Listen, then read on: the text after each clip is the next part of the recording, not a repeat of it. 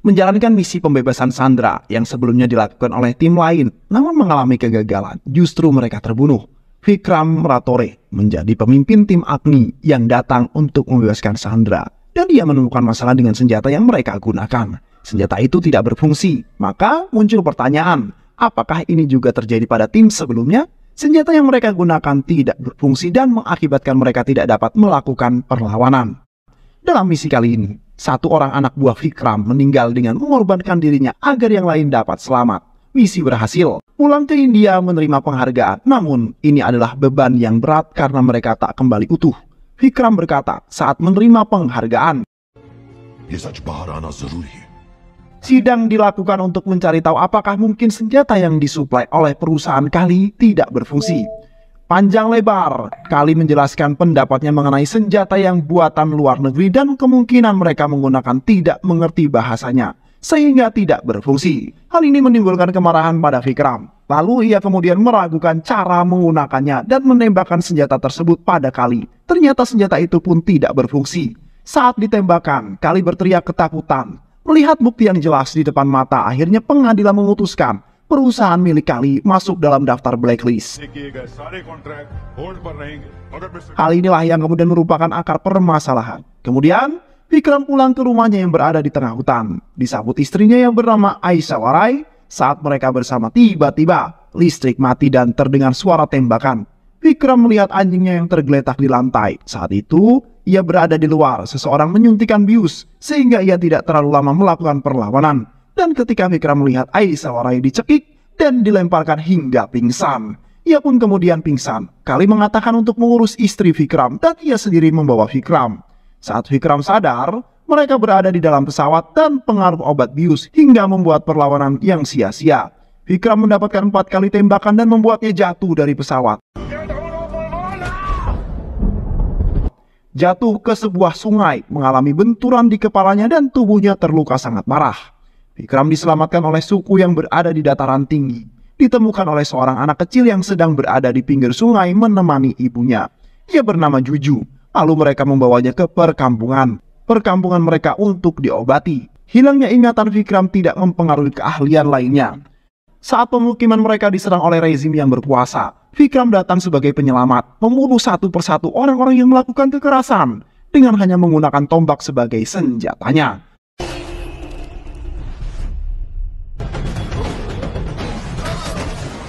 Mereka menyembah Vikram sebagai tanda penghormatan karena telah menyelamatkan perkampungannya. Lalu anak kecil yang menolong Vikram mengucapkan janji suatu saat ia akan membantu Vikram menemukan identitasnya. Sementara Aishwarya saat sadar dihadapkan dengan tumpukan uang yang sangat banyak dan seorang polisi memaksanya untuk menandatangani surat yang menyatakan jika Vikram menerima suap dan ini adalah bukti uang yang ditemukannya. Aishwarya mengambil pena namun bukan untuk menandatangani berkas, tapi ia menjadikan pena itu sebagai alat pembunuh. Ia menancapkan pena itu tepat di nadi leher polisi yang ada di depannya dan ia tewas dengan bersimbah darah. Aishwarya ditangkap melalui proses persidangan dan dijatuhi hukuman mati. Saat menunggu hukuman mati dilaksanakan, Aishwarya mendapat kunjungan dan mengatasnamakan Vikram. Ia berlari dengan gembira namun sayang, ketika sampai Kalilah yang ia lihat. Kali mengatakan jika Vikram sudah meninggal dan Aishwarya pun akan menjalani hukuman gantung sebentar lagi. Ia akan mati dengan mata yang melotot dan lidah yang menjulur keluar. Kali menggambarkan kematian yang akan Aishwarya alami. Kali tertawa puas, ia dapat menyingkirkan lawan-lawannya. Eksekusi gantung akan segera dilaksanakan. Saat Aishwarya sampai di tempat eksekusi, tiba-tiba saja ia merasakan pusing dan pingsan. Kaperi dengan sigap menopang tubuh Aishwarya. Dokter yang memeriksa keadaannya mengatakan jika Aishwarya hamil, maka hakim yang saat itu mengatakan jika hukuman gantung akan ditunda selama 5 tahun. Ini menurut UU yang berlaku di India. Tak terasa saat melahirkan pun tiba. Beberapa penghuni penjara pun sibuk membantu proses persalinan hingga lahirlah anak laki-laki yang diberi nama Azat Ratore. Lahir dan besar di dalam penjara membuat ia mendapatkan banyak kasih sayang dari tahanan yang lain. Ia menjadi satu-satunya yang dapat bebas keluar masuk penjara hingga saat Azad merayakan ulang tahunnya yang kelima. Berarti Aisyah Warai harus menjalani eksekusi matinya. Eksekusi pun dilaksanakan. Azad melihat tubuh ibunya yang terbujur kaku dan tertutup kain putih. Ia pun kemudian pingsan. Kaferi pun kemudian mengadopsi Azad. 30 tahun kemudian, Azad telah dewasa dan ia mengikuti jejak Kaferi untuk menjadi sipir di penjara, tempat ia dilahirkan. Di samping profesi Azad sebagai sipir, ternyata Azad memiliki anak buah yang ia didik di dalam penjara. Mereka adalah pemudi yang dipenjara karena mempertahankan apa yang mereka anggap benar. Membela diri, namun mereka harus merasakan dinginnya jeruji besi. Mereka memiliki misi untuk mengembalikan apa yang menjadi hak masyarakat yang seharusnya mereka rasakan. Langkah awalnya adalah melakukan pembajakan kereta penumpang. Mereka pun semua menyamar. Kalki the Darling, Janvi berprofesi sebagai seorang seniman musik, Helana ahli dalam IT, Laksmi the Mother, Iram dulu ia adalah seorang dokter yang menjadi kambing hitam penguasa yang korup, Iskara yang berprofesi sebagai artis, Putri Kali juga berada dalam kereta. Ini merupakan bagian dari rencana mereka agar Putri Kali ada di sana. Helana menyabotase lampu lalu lintas di jalan yang akan dilewati oleh anaknya Kali, hingga terjadi kemacetan parah beberapa saat yang dikendalikan dari dalam kereta. Rencana mulai dijalankan, kereta diberhentikan di dalam terowongan. Sadar akan pembajakan yang terjadi di kereta, mereka semua mulai panik, hingga muncul seseorang yang mengaku sebagai polisi dan mengalahkan Laksmi. Azad berjalan mendekati pemuda itu, adalah Juju. Kemudian dengan kain yang menutupi kepalanya, ia mengalahkan dan mengikat Juju. Juju terkejut dengan wajah yang sangat ia kenal, wajah orang yang selama ini tinggal di sekitar mereka. Azad memperingatkan siapa saja yang berada di dalam kereta, jangan ada orang yang mencoba menjadi pahlawan. Siapa orang yang paling kau hormati, Azad? Bertanya kepada Juju. Tentu saja ibuku, katanya. Ibulah ibu. Baiklah, bayangkan jika wanita berbaju hitam itu adalah ibumu.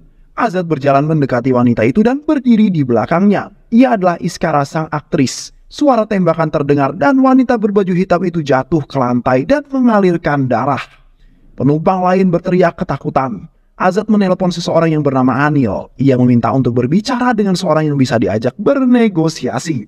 Jika ia peduli dengan keadaan penumpang yang lain, Narmada datang dan berbicara dengan Azad. Ia meminta Menteri Pertanian agar berbicara dengannya dalam waktu 5 menit. Murli Das datang dengan keadaan marah karena ia diminta datang untuk masalah yang tidak penting baginya. Narmada mengatakan jika Perdana Menteri tidak datang dan bernegosiasi dengannya, maka ia akan mulai membunuh seseorang yang ada di kereta setiap beberapa menit. Jika itu terjadi, Anda akan kalah dalam pemilu. Menteri Pertanian berkata, jika seharusnya Anda berbicara dengan Menteri Keuangan. Ia bangkit dari kursinya saat Azad berkata, 10.281. Dulu puluhan ribu petani bunuh diri akibat pinjaman. Dan itu semua ada dalam masa jabatanmu. Semua kebijakan hanya menguntungkan orang-orang kaya. Seperti pajak, mobil lebih kecil daripada pajak traktor yang 13%. Tahukah Anda apa artinya itu? Sayang sekali. Kali ini pun Anda tidak dapat menyelamatkan nyawa penumpang kereta ini. Bagaimana caraku dapat membantu mereka? Anda siapkan 40 crore, 97 lak, 13.500 rupiah. Hanya itu saja caranya. Dari mana kami mendapatkan ini? Minta pada pengusaha yang sering Anda bantu. Mereka pasti akan membantu Anda dengan senang hati. Kali yang mengetahui jika putrinya berada dalam kereta bersedia membayar apa yang diinginkan pembajak kereta. Alia, anak dari Kali berkata, kalian semua pencuri. Ya, kami pencuri. Dari orang-orang kaya yang korup, bukan dari orang-orang yang miskin. Kalki, ia adalah anak seorang petani yang gantung diri karena tidak sanggup membayar pinjaman bank. Mereka menagih dengan sangat kejam, mempermalukan di depan umum. Tak ada toleransi dan keringanan sama sekali. Bagaimana dengan ayahmu? Ia mendapatkan keringanan pinjaman bahkan tidak membayar sama sekali. Padahal kalian adalah orang kaya. Apa ini yang disebut adil? Kami hanya mengambil hak milik mereka. Jika nanti kamu bertemu dengan ayahmu, sampaikan salam dari Vikram Ratore. Helana memberitahu jika transfer telah selesai. Bermaksud ingin melakukan selebrasi karena misinya berhasil, namun tidak ada yang merespon karena mereka masih bingung dengan apa yang terjadi. Hingga saat wanita yang berpakaian hitam bangun dan membuka cadarnya, mereka baru bertepuk tangan. Asisten Azad membagikan penutup kepala untuk mengelabui polisi yang sudah berjaga di luar. Mereka berbaur dengan penumpang saat keluar dari kereta, tentu dengan strategi mulai dari menyemprot kaca jendela, menggunakan bom asap, menggunakan senjata mainan agar seperti tembakan sungguhan. Saat ini banyak senyum terukir di wajah para petani hutang mereka lunas. Ternyata uang yang mereka dapatkan digunakan untuk melunasi hutang 700.000 orang di berbagai wilayah India.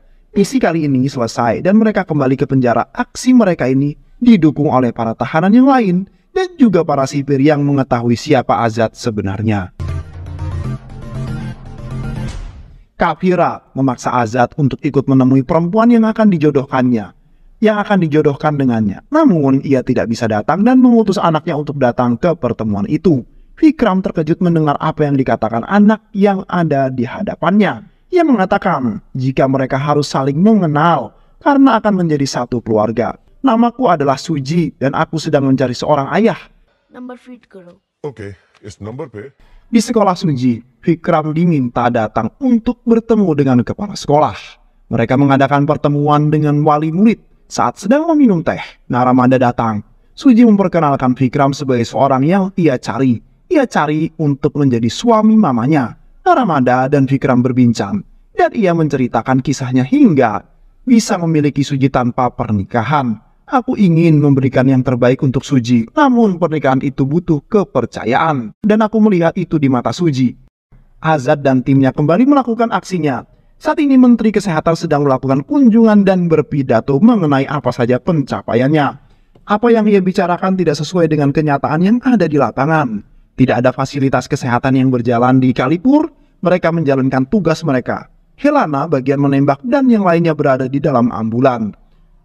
Mereka membawa Perdana Menteri ke bekas rumah sakit Kalipur untuk menjalani operasi dengan peralatan seadanya. Azad melakukan siaran langsung saat akan melakukan operasi, agar semua orang tahu bagaimana keadaan di sana, dan Azad mengatakan jika pemerintah harus melakukan klarifikasi mengenai kasus yang melibatkan Dr. Iram, yaitu kasus keracunan gas beracun akibat pembuangan pabrik milik Kali yang membuang limbah ke lingkungan tanpa adanya pengolahan, mengakibatkan anak-anak di sana mengalami gagal pernapasan. Azad ingin pemerintah memperbaiki semua list rumah sakit yang akan ia kirim dalam waktu 5 jam. सरकारी अस्पतालों की एक list email की है।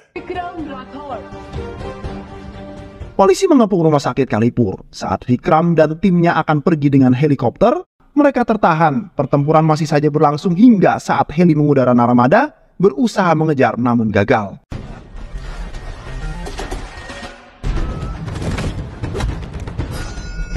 Ia terjatuh dari heli namun berhasil meraih topeng yang digunakan Azad. Berdasarkan rambut yang tertinggal di topeng, Naramada menyimpulkan jika pelakunya berusia muda. Ia meminta melakukan scan wajah dengan berbagai usia dengan berpatokan lukisan wajah Azad. Saat mengenakan penutup kepala, hari yang ditunggu pun tiba. Naramada dan Azad resmi menikah. Anak buah Naramada terus menghubungi namun tidak terhubung hingga saat malam Naramada membuka HP-nya. Ia terkejut melihat gambar yang dikirim oleh anak buahnya, fotonya Azad. Azad adalah Vikram Ratore. Begitu yang ia ketahui.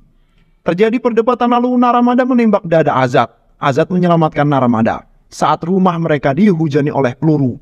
Mereka tertangkap mendapatkan banyak luka pukulan dan juga tembakan di lengan Naramada. Saat mereka sudah tak sadarkan diri, seseorang datang menyelamatkan mereka. Tim Azad hanya menjadi pengamat. Adiknya Kali adalah orang terakhir yang ia tembak sebelum pergi, membawa Azad dengan memperkenalkan diri sebagai Vikram.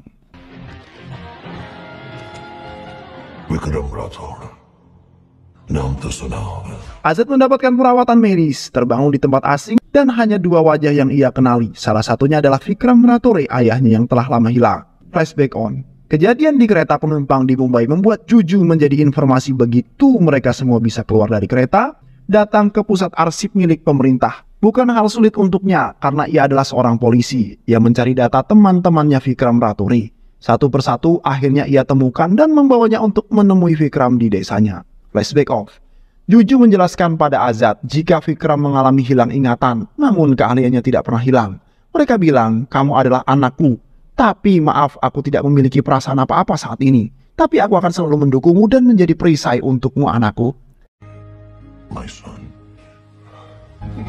Di kantor polisi, Naramada menyusun rencana untuk dapat menusuk untuk dapat masuk ke dalam penjara untuk menangkap Azad dan juga timnya. Berdasarkan data yang mereka peroleh, tim Azad berada dalam satu sel tahanan. Maka disinilah Narmada berada dalam sel tahanan bersama mereka. Laksmi menceritakan apa yang dilalui oleh Azad hingga ia memutuskan untuk melakukan hal tersebut. Begitu juga dengan latar belakang kami bisa berada di sini. Kami banyak melakukan perbuatan baik, tapi dunia tidak tahu kami ada di belakang ini semua. Di mana Azad, ia ada di tempat yang aman. Mereka menyusun rencana untuk mengambil paket uang yang dibawa oleh mobil yang dijaga dengan sangat ketat. Itu adalah uang mafia yang akan digunakan untuk membangun pabrik yang sesuai dengan keinginan mereka. Misi dijalankan, namun saat kesalahan kecil hampir membuat semua rencananya gagal. Anak buah Kali yang mengetahui ada penyerangan mulai melakukan perlawanan.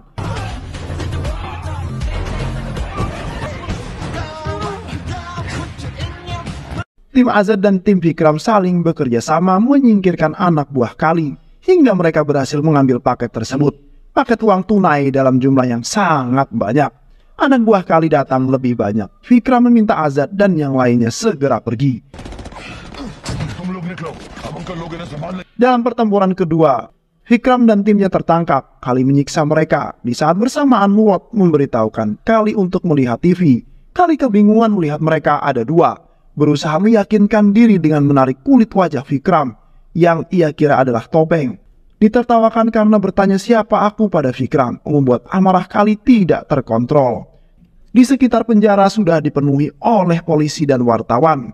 Nayak adalah kepala polisi yang menangani kasus Vikram yang ada di penjara. Ia mengutus SPT Alif untuk membawa 100 anak buahnya masuk ke penjara dan membereskan kekacauan yang ada. Namun semua tidak sesuai dengan apa yang ia kira. Semua polisi yang masuk tidak ada yang kembali kecuali SPT Alif yang keluar dengan keadaan tanpa pakaian. Mereka semua menjadi tahanan di dalam penjara. SPT Alif menyampaikan pesan dari Vikram bahwa di sekitar penjara ini sudah ditanami ranjau darat. Jika tidak percaya, silakan coba. Nayak mengambil beberapa batu dan melemparkannya. Terdengar ledakan yang beruntun. Melihat itu, Nayak memerintahkan anak buahnya untuk mundur.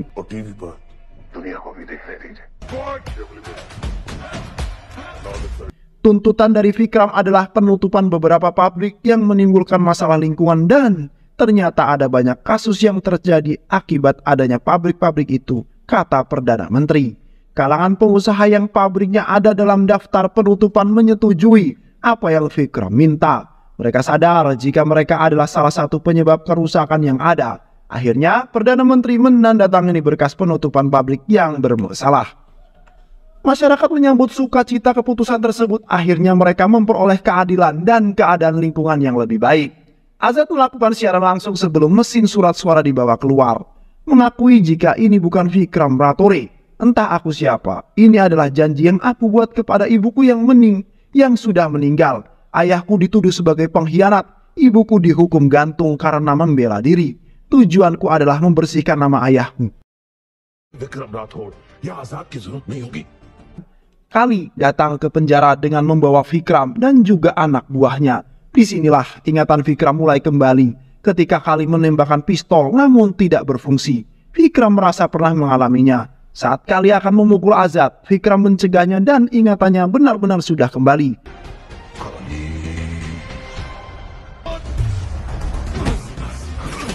Mereka terus melakukan perkelahian.